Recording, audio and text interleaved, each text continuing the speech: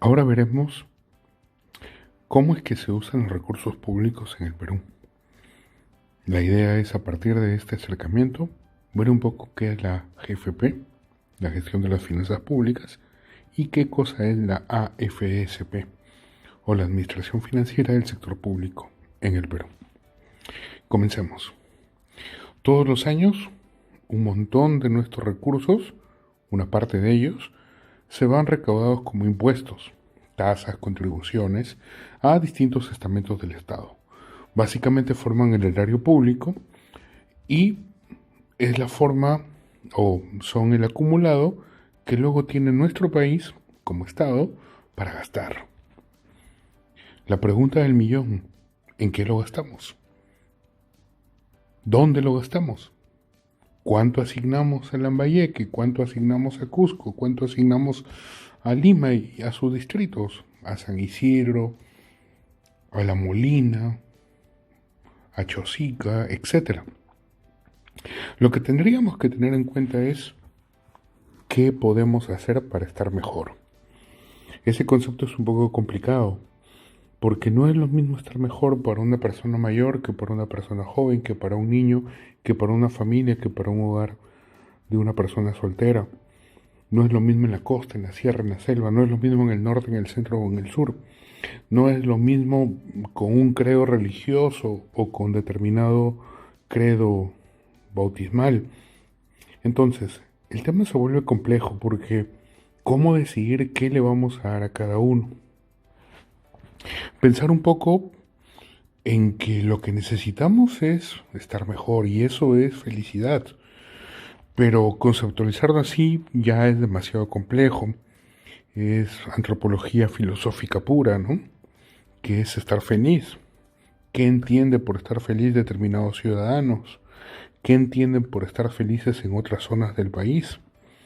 ¿Qué se entiende por estar feliz?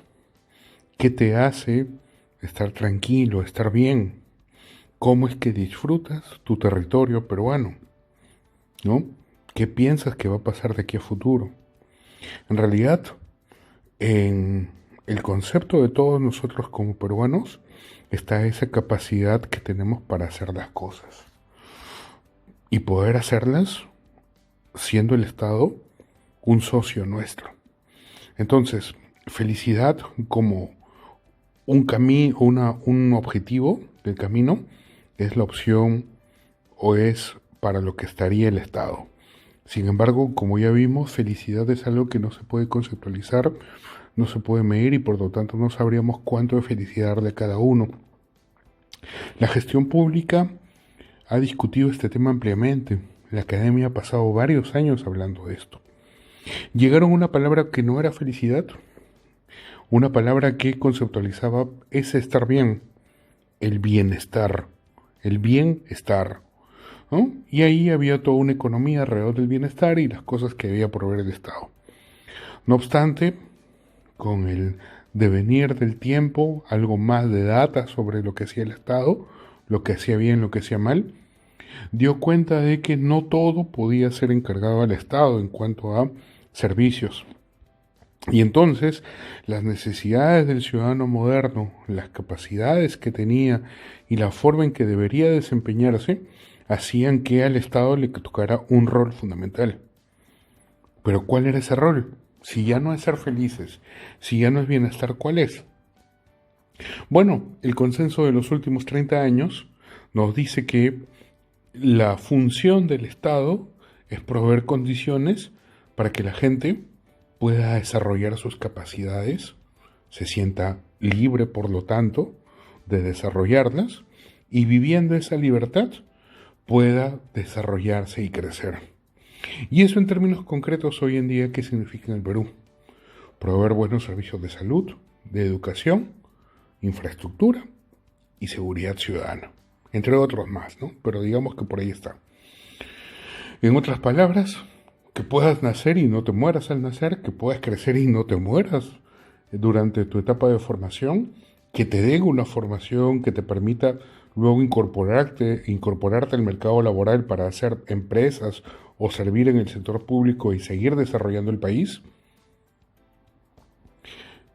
y que haya la infraestructura para que tu potencial se desarrolle, que las ciudades estén conectadas, que los distintos estamentos del Estado te puedan dar regulaciones que sirvan para lo que tú estás haciendo, ¿no? En otras palabras, educación, salud, seguridad, tanto fronteras, orden interno, paz, para poder desarrollarnos como personas y poder seguir trabajando. Y entonces llegamos al primer gran hito. ¿Cómo es que nos ponemos de acuerdo? ¿Cómo es que nos ponemos de acuerdo por dónde es que se va a seguir, qué ruta se va a seguir para hacer posible estos objetivos que tendríamos como país? Y lo primero es tener claro que somos 33 millones de personas. No nos podríamos sentar todos en una mesa para ponernos de acuerdo. Si 120 congresistas se demoran mucho tiempo en definir ciertas cosas, imagínense 33 millones de personas. En realidad, no hay foro físico que alcance para tener 33 millones de personas juntas. Por eso, en el Perú moderno, una república democrática abierta al mundo, ¿no? Con principios de libertad, justicia y libre mercado, en otras palabras, lo que tenemos es un esquema de representatividad. Y las principales voces del Perú se reúnen, llegan a consensos y nos dicen el objetivo de largo plazo del Perú. Consensúan respecto de las políticas nacionales de largo plazo. Y se reúnen como acuerdo nacional. Ustedes lo pueden encontrar en internet, acuerdonacional.pe. Y es la suma de partidos políticos, organizaciones religiosas, las principales organizaciones civiles y los 3 niveles de gobierno que se reúnen y acuerdan por dónde va a ir el Perú en los próximos años. Esta definición de políticas surte efecto cuando tenemos claro el norte de largo plazo de un país. Si no, no sabemos a dónde vamos. ¿Por qué construiríamos carreteras en vez de construir centros de esparcimiento, en vez de mejor dejar la selva? Tenemos que tener claro cuál es el objetivo del país en el largo plazo. Ok, ¿va a ser un país minero? ¿Va a ser un país pesquero? ¿Va a ser un país orientado al turismo? ¿Va a tener algo de los tres? Entonces, ¿qué hacemos construyendo laboratorios de biogenética? ¿O qué hacemos construyendo una estación espacial que nos lleve a Marte? Tenemos que usar el presupuesto en aquello que nos sirva para cumplir los objetivos de largo plazo que tenemos como país. Entonces, ese acuerdo nacional es, comprenderán, vital.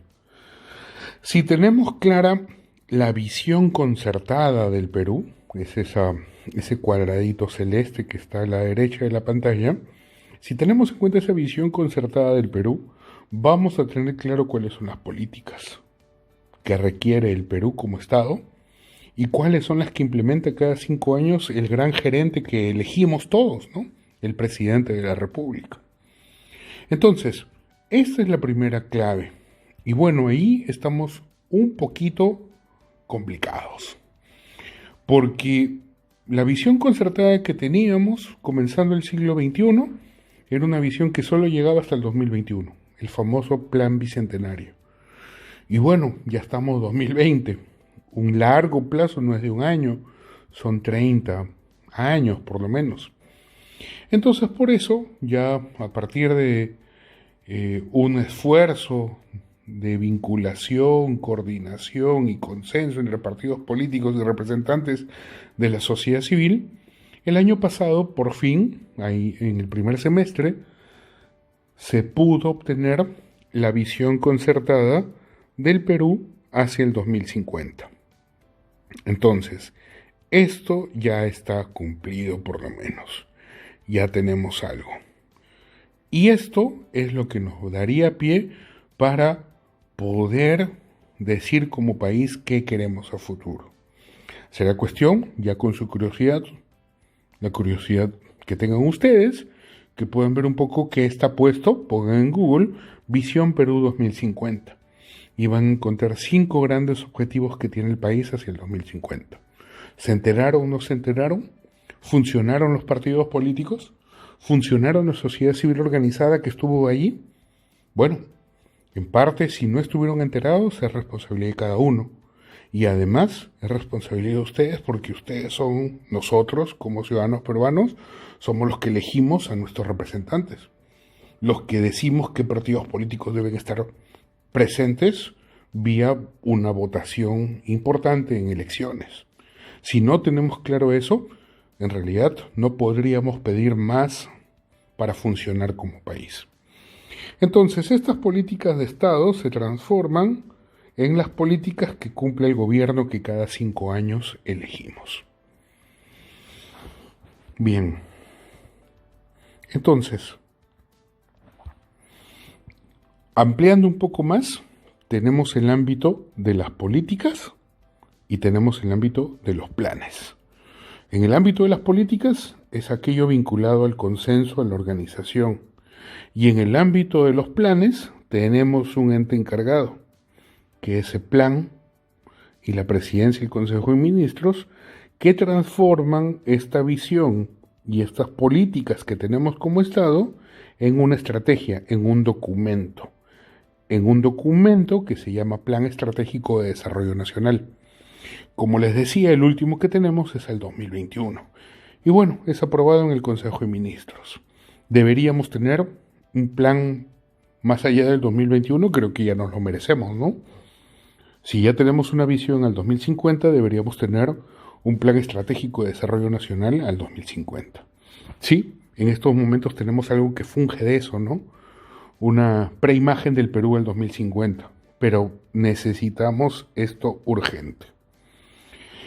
Entonces, cuando el gobierno entra, aplica en función al voto popular que le da la fuerza imperativa para hacer las reformas o continuar los cambios que el Perú necesita, hacer las políticas. Y esas políticas luego se transforman en encargos a nivel de los ayudantes del presidente, sus secretarios. Aquí en el Perú se les llama ministros. Y ellos, por su experiencia, conocimiento del tema, amplio manejo del sector en el que se han desempeñado durante mucho tiempo, son los que son nombrados ministros y son los que se encargan de desarrollar o seguir la política sectorial que han seguido sus antecesores y mejorarla, pero es recomendable que mantengan la institucionalidad. Igual debería pasar a nivel de lo que serían las futuras regiones. Aún no tenemos territorio para las regiones, pero fungen los departamentos como sedes de los gobiernos regionales. Y en teoría son los gobiernos regionales los que deberían hacer su política regional. Esta política regional es la que marca, así como la política nacional marca el futuro del país, en función de ese futuro del país, debe haber un futuro del departamento. Insisto, porque el territorio actual de un gobierno regional es el departamento. Y lo mismo aplica, teniendo claro el objetivo futuro del país, el objetivo futuro del departamento, el objetivo de mi distrito, el objetivo de mi provincia. Y eso se ve en las políticas de desarrollo locales provinciales y locales distritales. En otras palabras, ministerios, gobiernos regionales, municipalidades provinciales, vamos a hacerlo de otro color, y municipalidades distritales son las que tienen que tener claro cómo es que van a implementar desde su institución para cumplir con lo que quiere el país. Bien, entonces, en otras palabras, partiendo del acuerdo nacional, tenemos una articulación de políticas que deberían decirnos con mucha coordinación de ida y vuelta cómo es que un distrito responde, una provincia responde, un gobierno regional responde, un ministerio responde a lo que quiere o cómo es que dan su contribución a lo agendado para el Perú. ¿Sí? Y eso lo hacen a través de lo que deben hacer como política en su institución, en su municipalidad, en su ministerio, en su gobierno regional. Y bueno, y adivinen quién lo hace. Sí,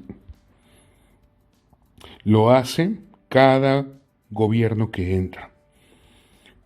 A nivel de los sectores, son los ministerios los que hacen su plan sectorial multianual, el PSEM, y su plan estratégico multisectorial, para enlazar algunas cosas que no tienen que ver solo con un sector, ¿no? Sino que tienen que ver con varios sectores a la vez, ¿no?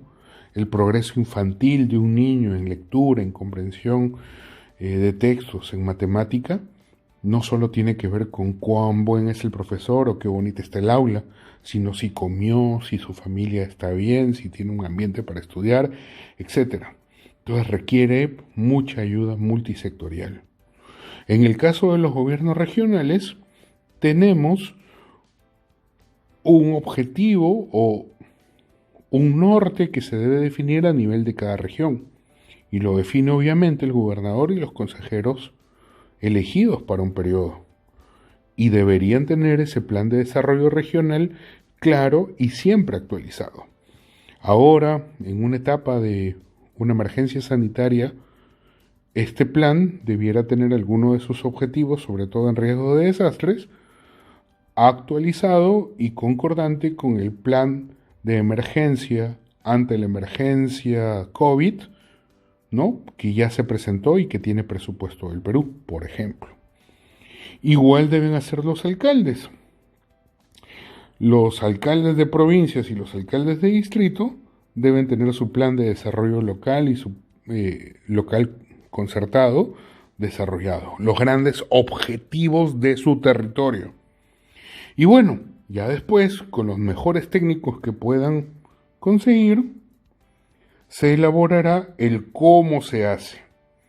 Y entonces tendrán el plan estratégico de la institución, que son los siguientes 3 años, y el plan operativo cada año, cómo es que llegan a cumplir uno los objetivos planteados para 3 años. ¿Sí? ¿Cuál es el problema en el Perú? Que muchas instituciones copian el POI del año pasado. Por lo tanto, nunca llegan a cumplir la meta que se requiere.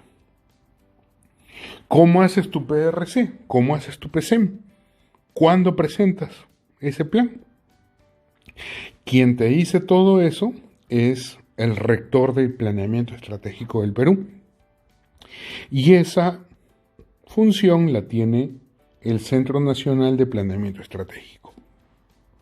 Hay una famosa guía, la guía para desarrollar el PEI y el POI. De hecho, este material sale de la guía PEI-POI 2019, que es fácil de encontrar en ceplan.gov.pe. Una cosa que también es clave es que no solamente importa hacer ese plan, sino ese plan debe tener indicadores y esos indicadores van a permitir hacerle seguimiento. Las mismas áreas de planificación de los gobiernos regionales, de las municipalidades, por eso son importantísimas, dicen ya, yo al año 1 me tracé este objetivo y el indicador que me va a decir si lo cumplí o no es este de aquí. Y entonces al año irán los de planeamiento y verán, oye, yo puse este indicador, ¿lo cumplí o no lo cumplí? Y hacen el seguimiento. Luego se lo reportan a CEPLAN y CEPLAN también hace los seguimientos respectivos. Tenía que haber un reporte de seguimiento ahora en marzo, ¿no? Y presentar también el POI 2021. Sin embargo, si entran a la página de CEPLAN se darán cuenta que se ha postergado todo hasta mayo y quizás hasta junio probablemente, producto de la emergencia sanitaria. Así que por el momento no se preocupen del tema. Entonces, esta es la relación. Ya en un esquema un poco más grande, tenemos a la política y a los planes. Tenemos el mandato imperativo dado por la cabeza del país y la forma en que se implementa vía la respuesta de los técnicos. Es importante por eso tener técnicos calificados, obviamente bien pagados, ¿no? Ya depende de cada zona si elige lo que elija, ¿no? Altas, bajas capacidades.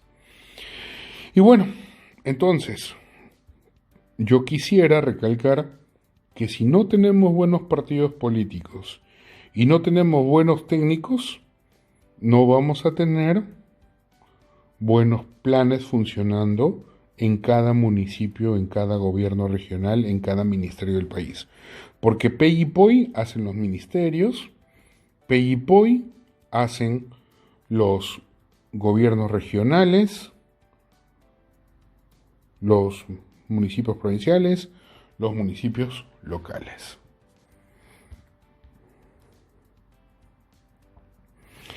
El planeamiento, señores, entonces, es lo clave. Porque sí, yo recolecto impuestos y los voy a usar en algo, pero para responder en qué lo voy a usar, debo tener claro cuál es el objetivo del país de largo plazo, porque no lo puedo gastar. El presidente no puede amanecer un día y decir, hoy día voy a hacer puentes. Y si eso no tiene que ver con el desarrollo del Perú al objetivo del 2050, y si el plan era otro, entonces por eso es importante tener estas políticas y planes nacionales.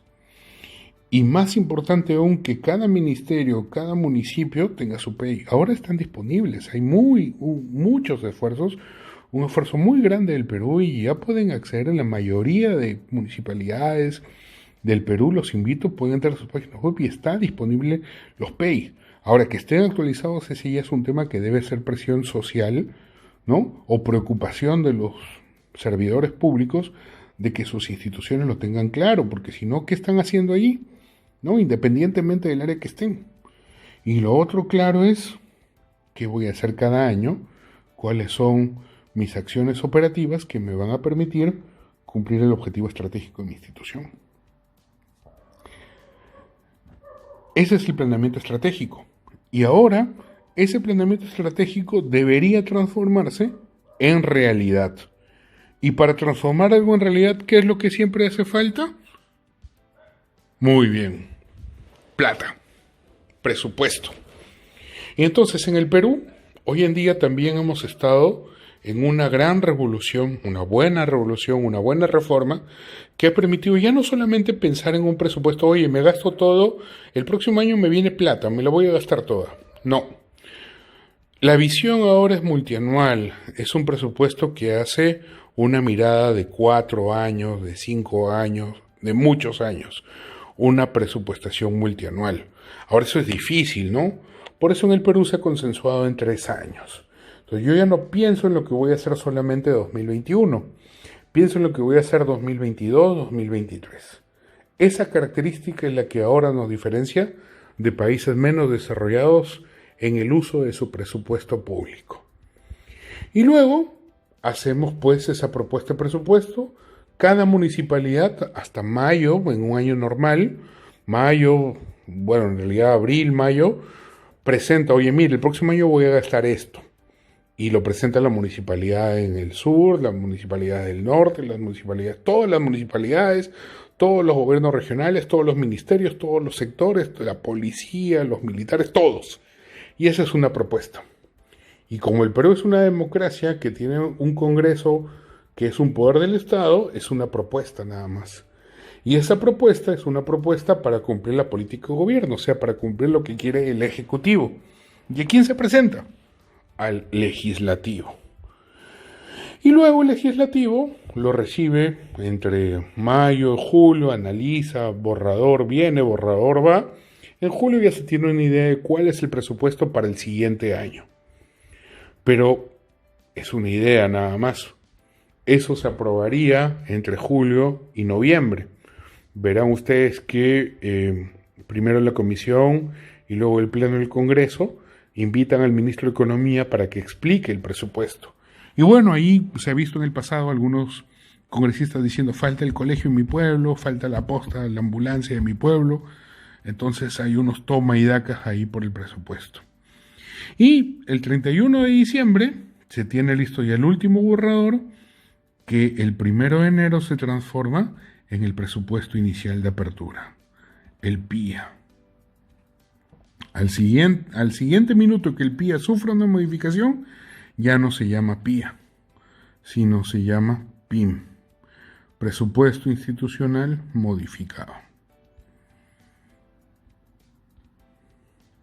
Entonces, las ideas reciben, algunas de ellas, presupuesto. Y entonces, ¿cómo las esquematizo? ¿Cómo las voy a presentar? Pues ahí es donde surge el tema de ordenar mis pedidos. Yo sé qué operaciones voy a hacer en el año, pero eso requiere programarlas. Entonces, yo necesito hacer reuniones descentralizadas en todos los barrios de mi municipalidad. ¿Ok? Entonces necesitas gasolina para la movilidad del municipio o contratar taxis, necesitas plumones, necesitas 20 cosas. Entonces, esos requerimientos son primero agrupados en función de las necesidades que se tienen. Y tendríamos un cuadro de las necesidades que se tienen que cubrir. Y es el famoso cuadro de necesidades. Y al mismo tiempo, tenemos que esas necesidades tendrían que ser presupuestadas, puestas con precios. Oye, ya, taxis, gasolina, ¿cuánto es? Entonces, entonces es tantos galones. Tengo que comprar entonces 5 galones de gasolina. Tengo que contratar 5 enfermeras. Tengo que contratar 6 profesores. Entonces, hago mi plan anual de compras. Y luego, con todo eso, ya tengo un presupuesto sobre la base de algunos bienes y algunos servicios que voy a contratar o algunas obras que voy a hacer. Y entonces, preparándome para la ejecución, realizo mi ejecución. ¿Sí? Y entonces voy a poner todo el cuadro junto. Tengo mis planes que se transforman con el dinero en compras. Esas compras son producto de que esquematicé mis necesidades y les puse precio. Y entonces, ¿qué vienen? Lo que les decía al comienzo. Los bienes y los servicios que provee el Estado a la población. Servicios educativos, materiales, bienes educativos, servicios de salud, postas médicas, bienes, ambulancias, seguridad interna vía la policía, etcétera, etcétera. Entonces, para hacer posible que la idea se transforme con la plata que recibimos en bienes y servicios, yo requiero que funcione bien esta cadenita. Lo que planifico es lo que programo, es lo que gasto. Y esos sistemas que hacen posible que la plata, siendo plata, se transforme en niños educados, en personas atendidas en una posta, en menos muertes infantiles, en mejor comprensión lectora, en menos números de asaltos, es lo que hacen los sistemas administrativos. Y entonces algunos de ellos están presentes en este cuadro, ¿no? Planeamiento, presupuesto, abastecimiento, programación multianual de inversiones, o sea, inversión pública, principalmente, ¿no? Y luego se van repitiendo en las siguientes fases. Estos sistemas se articulan, porque si no, nunca llega a bienes y servicios. Entonces, estos sistemas articulados son transversales y por eso se llaman sistemas administrativos transversales, porque van a lo largo de la cadena que llega a la compra del producto. Y entonces, señores, lo que tenemos es que lo que quiere el Perú, su visión, ¿no? Pero no una visión cualquiera, sino una visión enfocada en los objetivos que tiene el Perú de largo plazo, con los recursos que se recaudan o que se prestan, llegan a realizar lo que los ciudadanos del Perú esperan de sus impuestos. Y entonces tenemos esa cadena: planeamiento, presupuesto y abastecimiento orientados a la felicidad. Y entonces, señores, eso es la GFP, al final de cuentas. Es pensando en las familias, cómo haces para que el presupuesto te dé el máximo número de bienes y servicios disponibles para ellos. Porque ellos son los que han elegido a quien va a administrar los fondos que ellos mismos han dado. Esto es clave y fundamental. Y esto es manejar la plata del pueblo. ¿Sí? Manejar la plata del pueblo. Poniéndolo en otro color: gestión, manejo. Plata, finanzas. Pueblo, público. Gestión de las finanzas públicas. ¿Sí? Y en el Perú teníamos 4 sistemas que aseguraban de que las finanzas públicas caminen: presupuesto, endeudamiento, tesorería y contabilidad. Teníamos un marco de GFP que hacía posible que esto pase, la ley 28.112. Pero ya, pues, con todo lo que les he contado, era un cuadro muy simple. Y entonces, 2018-2019 se ha puesto a trabajar duro en la agenda del Ministerio de Economía con un trabajo previo de 10 años, y este sistema ahora se ha enriquecido. Y ya no solamente tenemos a esos 4 sistemas administrativos, sino se ha incluido la gestión fiscal de los recursos humanos, que tiene su propia ley como subsistema y que está dentro de su bibliografía. El sistema de abastecimiento era increíble, no teníamos en el Perú un sistema de abastecimiento, o sea, alguien que ordene las compras, el almacenaje de las compras hechas y la distribución de las compras hechas. ¿Sí? Algunos me dirían OCE. No, OCE, sus siglas es de Organismo Supervisor de las Compras del Estado. OSCE. No tiene nada que ver con ser rector de abastecimiento, ¿no? Rector de abastecimiento ahora ya tiene un rector, es la Dirección General de Abastecimiento Público del MEF. Además, el sistema de inversión pública, si bien ya existía, se incorporó a sistema de la GFP del Perú. Estos son los decretos legislativos que ustedes están estudiando en este curso, como bibliografía adicional, suplementaria o complementaria. Todos los decretos legislativos. Y señores, eso es la ley que su marco principal partió a partir de la 1436. Administración financiera del sector público. ¿Qué les quiero decir? Que la GFP y la administración financiera del sector público son 2 palabras para referirse a lo mismo. Cómo se maneja la plata para dar una mejor provisión de bienes y servicios a la población. Entonces, creo que ahora tiene más sentido este cuadro.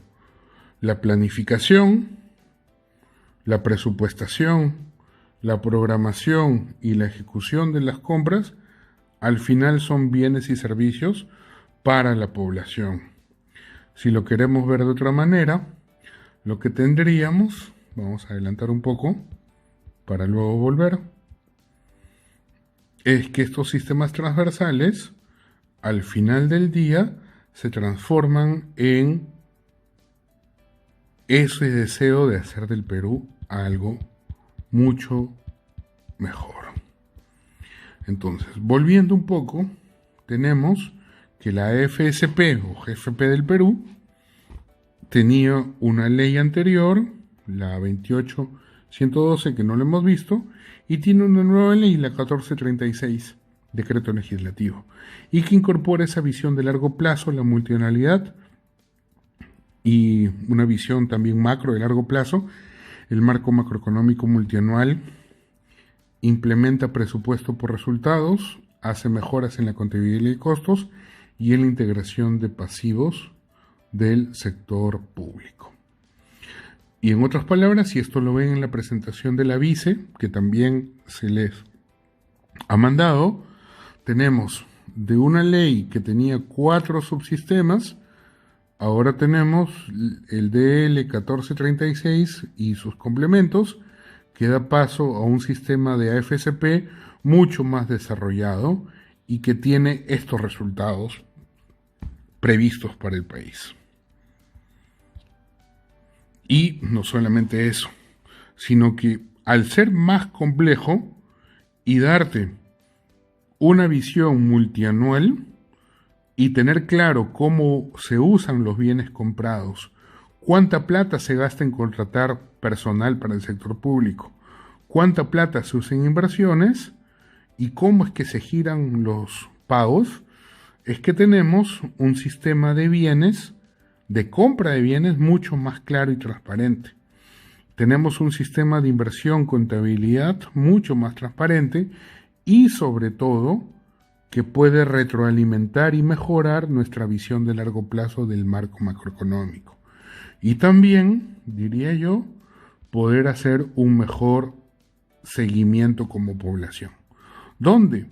En la consulta amigable del MEF, por ejemplo. Entonces, ya aquí no me detengo, pueden hacerle pausa al video, ponle pause y puedes ver qué objetivos tenía la modernización de la administración financiera del sector público o la GFP del Perú y qué medidas se han tomado para hacerla posible. ¿Sí? Le pones pausa y lo puedes ver, no necesitas ni siquiera tener el PowerPoint. Es cuestión de ponerte a leer o hacerle pausa o hacer captura de pantalla. ¿Sí? Hay que ingeniárselas. No me gusta ver PowerPoints porque los alumnos aquí en Harvard creen que solo deben estudiar lo que está en el PowerPoint. Entonces es mejor